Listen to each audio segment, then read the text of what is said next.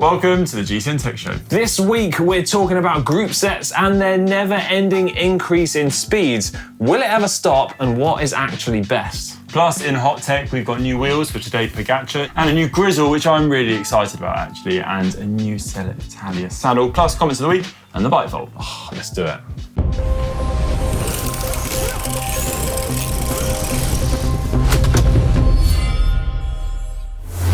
Okay, right, let's kick this week off, and we're talking about gearing, speeds, sprockets, whatever you want to call it.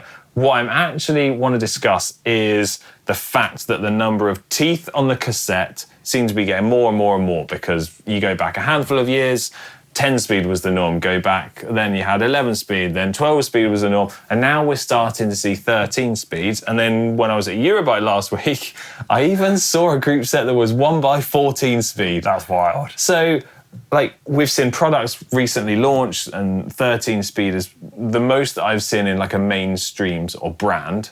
But what I wanted to discuss was our thoughts in terms of when will it ever stop? What do we think is going to happen in the future? And what does it actually mean in terms of some of our bike setup? So, like, where do you want to start with this thing?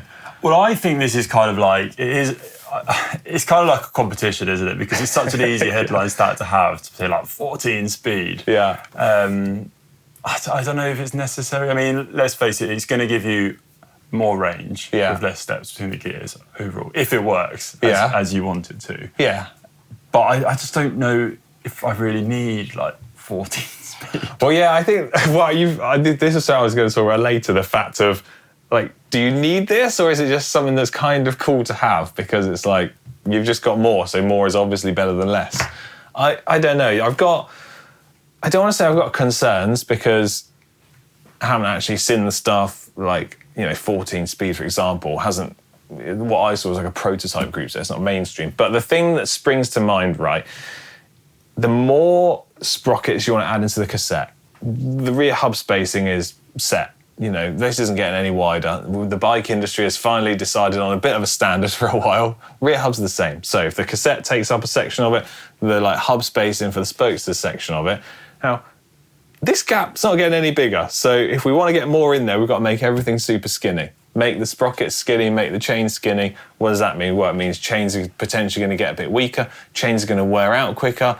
And before you know it, if we have 15, 16 speeds, chains will be wearing out quicker than you can say, the UCI's got no jurisdiction here.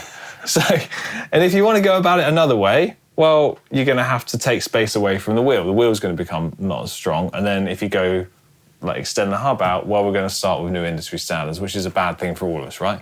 Yeah, exactly. And I think you can kind of for the riding you're mostly going to do, you know your terrain, you know the hills, you know the variance in what you're going to be taking on. And you can, with 12 speed, you have more than enough to get that right, still have the range and be comfortable. Yeah, but 13's better than 12, isn't it? Well, I mean, it is. But so like 14's better than 13? I don't know if you necessarily need it, because your body just adapts to 11 speed to 12 speed. It gets used to riding at different cadences. Yeah. And I don't think you really massively know. What actually occurred to me earlier was, Si mentioned this to me because I was talking about the different speeds, and he was saying, well, it just kind of starts to become a bit pointless, especially, and also, I don't know when this point is, right? So if you go back a handful of years, when you were a kid growing up, people would be talking about your bike's 27 speed or whatever it was, and it's like the number of sprockets on the back times the number of chainrings on the front. And now everyone's forgotten about that element. Everyone's just gone, oh, we just say the speeds of the cassette on the back. So why don't we just stop making cassettes crazy? Why don't we just start using 2x chainrings again? I was going to say, the front derailleur was an amazing invention.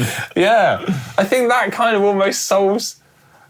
I think we're now trying to create products to solve a problem that doesn't necessarily exist. We've got a big range of gears. We've got reliable products. We've got electronic shifting. And I don't know, I just start to think we might have reached peak bike gearing. Do you think? I think so. But I think as well, on the flip side, I think it's cool to see brands trying to push the boundary of what's possible, going 13, 14 speed. Yeah. And seeing how that works, and maybe it does, maybe it doesn't, but also it might trickle down to something else, which we all become well accustomed to. So, just off the top of your head kind of thing, what are you thinking what do you think the future is going to be? Do you think we're going to see it keep going up and up? You know, because like tyre widths go back how many years, they've just got wider and wider and wider, and it seems like the trend for tyres is to go wider. Carbohydrates, the amount of food we eat when we're riding is more and more and more and more. So are gears going to follow the same trajectory? Well, look, I've raced on 1x11 speed. Yeah. And personally, I think 13 speed would be lovely. You think that would have sort of fixed the downfalls of that system? I think 12 speed would have, and I think 13 speed would have been more than enough. Yeah. Okay, so if you could control everything, would you stop it now? Like 13 speed? For me personally, I would, but then I'm just looking at the sort of riding that I do, because I think I'm slightly different to you, whereas I begin to favour robustness and longevity a little more than you and I think it's fair to say, like, performance more. Yeah, no, I think I kind of get that, but I also think it falls, like, I think the two elements can cross over, because if the chain's going to be reliable, it's probably because it's quite efficient at the same time. So, yeah, I think it's going to keep progressing a little bit. My heart and gut wants to tell me that 14 speeds is where people are going to say, like, this is starting to get a bit silly now, and you're going to start to limit products. But the most important thing I really, really, really don't want to see, right, is a totally new standard. Because I think all bike frames will become redundant, old wheels will become redundant, you're going to see products that aren't interchangeable with each other. And that, I think, is a bad thing for everybody, because, you know, things are going to become more expensive, basically, is my main gut feeling. So, I don't know. For me, I think there's still more scope for innovation and product development, but I don't think there's much room left. Okay. Yeah? Are we kind of loosely in agreement on that? Yeah, I think we're in agreement. But I think it'd be interesting to hear from the audience. 100%. Yeah. Get involved in the comment section down below. Let us know what you think in terms of what the future holds, and I tell you what, let us know what, like, speed was the best for you. Someone's going to be like single speed, 100%. Oh, 100%. No, but I think it'd be majority single speed out there. What do you reckon most people have on their bikes? We obviously are fortunate enough to have the latest stuff. 11 speed. Yeah, I feel like 11 speed. Someone asked me what couple of bikes I have at home. I said, I've got an old retro Trek that I love. I've said it's got a mechanical 11-speed 105, and they laughed. And I was like, what's funny about it? It's a brilliant group set. I was like, it's the silver limited edition one as well. Love that stuff. Mine are 11 speed. Yeah. All right, we'll get involved in the comments, and we'll read the best ones out next week. Right, it's time for hot tech. We've got a good bit this time. Yeah, right. We're going to kick things off with a new saddle from Selle Italia, and it is the SLR. So they've just released an update to their kind of like range topping performance saddle, the SLR. And they are describing it as, let me get this right, Selle Italia say it's still the SLR, just better. Right, so got a new shape, we've got a slimmed down design, and both of these things are striving to help improve like ergonomics and comfort, understandably. And then also there's some updates in terms of like reduction in weight, but you've still got the same sort of different sizing options available, trying to cater for everyone's different body shapes. Now, there's so many different options and variations to run through here in terms of not only just sitting under the sort of SLR umbrella name, there's also different specs from the materials, the covers that are used, like you've got a 3D printed version, you've got a super lightweight version, you've got some with carbon rails, metal rails. Anyway, there's so much new tech to talk about. We're actually going to have a separate video where I'm going to unbox the saddle, hence why I've not got it here to show you because it's still in the box, and I'll run through all the specs of it at the same time. Nice. But pretty exciting nonetheless. It's also, actually what I can show you is, check this out.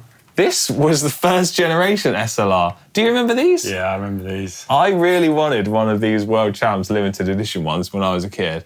Instead, what I got was the bog standard black cover with metal rails that was all scuffed up on the edges because I got it second hand. So what I actually did was took the cover off and just had bare carbon. It's amazing when you see it, an older saddle now, how long it is. Yeah, compared to the saddles we use now. You could sit in like so many different positions. Yeah. Well, I would do the same as I do on every saddle. I just ride on the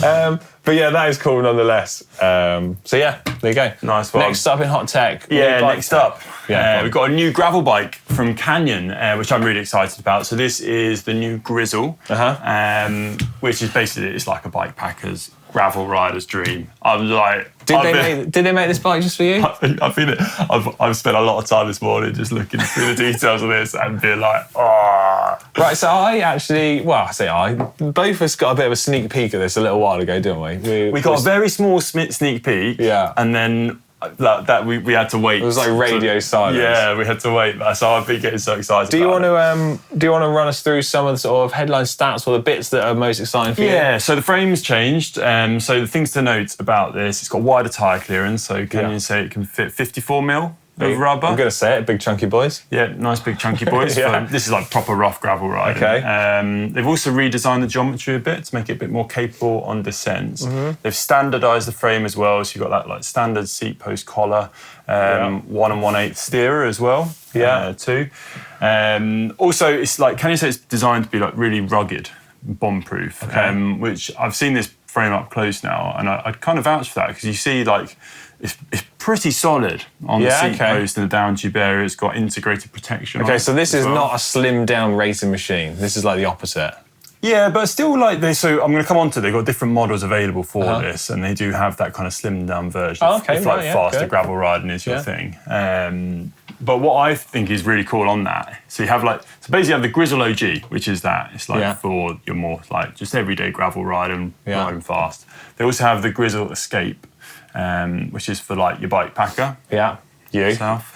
Because this frame has got loads of mounting points on it. You can get integrated racks on it. Right, whilst all the mounts and the racks and the stuff's not really my thing. I get it, everyone likes it. The thing that I'm excited about, like, talk to me about this like power system that the bike has. Yeah, so the Grizl Escape, which is like the one which it's got an integrated bar setup. It's called the full Monty handlebar. Brilliant. So you can get like integrated bags, you can have different mount points, different handlebar positions, but you can also get one with an Eclipse battery system. Okay. So this is like a 3,500 mega amp hour. Milliamp hour. That's mega hour. It's got like, it can power an entire house. I'm just getting my battery pack size right here. Okay, so it's got an integrated battery pack. Yeah, and you've got a Son dynamo on the front. Costs you about 3 watts per hour, and that will charge on the go. Yeah. It's also clever because you can choose whether to keep your lights going or charged, or you can also charge like things like your smartphone, like camera batteries and stuff as you're riding. Oh wow, okay. So this is really for going out on the wheel. Oh yeah, this is like, I'm loving this because this is like, you're out and you're not coming back. Well, I imagine you've already got a million ideas what you want to do riding this bike. Oh, tell me about it. We've got a massive one planned soon though on the channel, so stay tuned for that, and I can't wait to get on it. Well, and if you want to make sure you don't miss out, subscribe as always. And finally, as Connor alluded to at the start of the show, Enve have launched some new wheels for Tadej Pogačar. Well, not specifically for him, but these are wheels which he's been using in secret, I've heard, for the majority of the season so far. And I believe we might have mentioned that we spotted he had some wheels with silver hubs when the UAE tour was on. I think we spoke about that.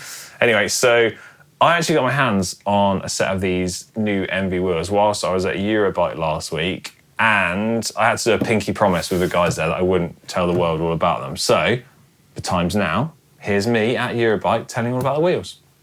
Okay, new wheels from Enve here. Now, I've got my hands on these well ahead of their release date, so I want to tell you all about them. They're called the Enve 4.5 Pro, and they're an update and revision to the 4.5 that's been in existence for a little while now, and are a firm favourite by the UAE Emirates XRG team. Now, the updates here are twofold. You've got updates to the hub, which is now called the Inner Drive Pro and features ceramic bearings. And the weight has also been reduced down. And then in terms of the rim, well, there's quite a lot of changes here. They've been reduced in terms of their inner rim width. That's helping to optimise the tyres for 28mm tyres rather than the 30s, which the 4.5 are optimised for. There's also a new material being used, helping to save weight. But then inside are also where there's more big changes here. Now, one of the big things with the original 4.5 rim is that it's super wide on the top of the rim, which helps give sort of impact protection and puncture protection. Now, in order to save weight, they've retained that inner rim thickness at the top, but then removed some of the material from the inside, which technically means means this rim actually has a small hook which conforms to the ETRTO standards. And I got to say, what you can see here is it's ever so slight and just about meets those requirements. There's also changes to the graphics and decals, which are super lightweight as well, and other sections of it are laser etched into the rim. Now, compared to the 4.5 wheel set, there's around 160 grams savings here, and Enve are telling me that these are going to be used by the team when you typically see the races going uphill more, and then when you've got rolling or flatter terrain, they'll tend to stick to the original 4.5. Now, on top of all of that, what I can say is I think the silver spokes and silver hub looks absolutely boss. Well, there you go. That is hot tech done and dusted for this week. So it means you don't have any Gubbins for this week, do you? No Gubbins? Oh, you put me on the spot there. I've got a lot of Gubbins, Alex. I think we've got so much. I'll save it for next show. Save it for next because I have been recently off and I've spotted a lot. Okay, go on. I'll tell you what. I found a trailer you can put on your bike. You can carry a stand-up paddleboard on this trailer with your bike, 2.5 meters long. Cool. Right, moving on to comments of the week then. From last week's show, we had... this is Ollie and Adam, actually, and someone called Fred Velo 1904 says, Grisha, ? They should also create wind tunnel dummies based on mammals and maphils. They said they volunteer. Yeah, if I'm honest, it kind of would make sense to have a wind tunnel test model based on like an average person, not like an elite pro athlete. That sounds like a good video idea. I don't know how you're going to ask someone to participate though. Well, just find someone that's like more of an average body rather than like a pro. Or you could just go eat loads of food. That's what I do already. Right. I just go up. Okay, right, go on. You read this out and I'll explain what the next one means. The Bakoba said, that's cool. Yeah, cool. Yeah, cool. So, right, I'm just going to say, when I was at Eurobike, I said the word cool quite a lot of times. I think a few people might have noticed it. So I'm going to have to get myself a thesaurus, probably look up some different words, different describing words. Thrilling, fantastic, sweet. Yeah. Nice. Describing words, adjectives, is that right? My mum's an English teacher and I'm going to say yes. Okay, so right, that's enough to talk about that. Anyway, there's a good few comments that I've picked out underneath our selection of Eurobike videos, which I do want to say, if you haven't had a look at, do go check them out because there's a lot of cool stuff to see. We need a compilation. Actually, yeah, Isaac, if you get a minute, because I know you got a lot of spare time, can we comp up a nice little cool bit? Yeah. We could all enjoy that.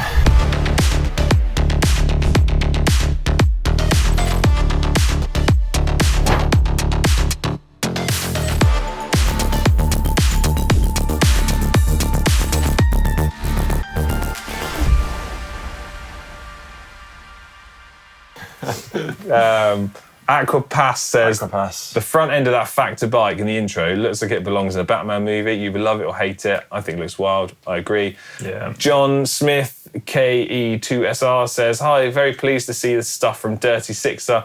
Proper large bikes for larger, taller riders. Needs to get a more in-depth and closer look at that in detail. Did you see the bit I filmed about that? Yeah, I was crazy. Amazing, love it. Yeah, you said about going, I was like, I've got to swing by. It was mad to see how big those wheels are. It's incredible. Oh, imagine sending it down a mountain on that. Well, the guy, forgive me, I can't remember his name, the owner and founder of the company, said he was going to mega avalanche in a few weeks on that bike. And he was like, hopefully I don't break any bones. I was like, okay, fair. Go on, next couple. Agamemnon Hatred. Yeah. I don't know what's more stylish, the Willier or Alex's haircut. I replied to that comment. I said, clearly, it's not my haircut. Yeah. Alan Freeman, 7932. I think it's cruel, Alex teasing Connor with the bike packing storage, the rubber gubbins, securing straps. Now an off-road bike with 36-inch wheels, just his size. Honestly, I was watching these videos. We walked around Eurobike, and every time I saw something loaded up with so much stuff, I was like, "Oh, this has got Connor's name written all over it." On the, I didn't get to film it actually, but on the Marin bike stand, they had this crazy setup, and one of the things on the back was a chainsaw.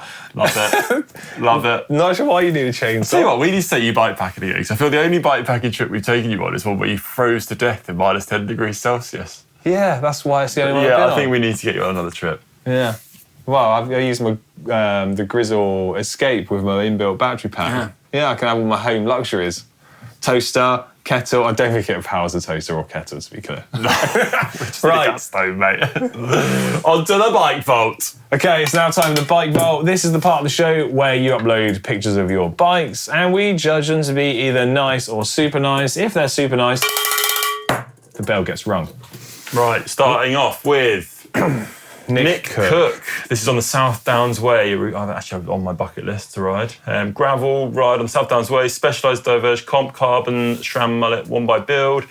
Roval Terrace wheels with Predis and Jurassic Gravel. H45mm still has lots of Gubbins on it from the South Downs Way. I love how everyone's using Gubbins. Great. As a term with the GCNTech. You're keeping up, everyone. You're fantastic. What are we thinking? Well, it's super nice for me, just from using the word Gubbins. But I mean, look, Nick, we do need to have a few words because it's quite hard to see the bike. It's camouflaged in the trees. Yeah. It's camouflaged. Is that not the sign of a good gravel bike? Well, blending in? Maybe it is. With nature? Maybe, yeah. I mean, maybe it's so well camouflaged it needs to be a super nice. Just be at one with nature. Shall we super nice it? Actually, yeah, do super nice it because I quite like how it is all that sort of like wooded camouflage colour. Everything's matchy. Good. Nice one, Nick. Stu Jeeves with a brand new Trek Madone Gen 8 SLR, SL6, sorry. Just 4 days old, out on the first ride. Sorry, 4 days old and is out on the first ride. Who has a new bike for 4 days and doesn't ride it? When it's raining for 3 days before. Yeah, okay, I take it back. Take it back, Stu, sorry. I like this. Oh, I like it as well. 105, nice group set colours. of people.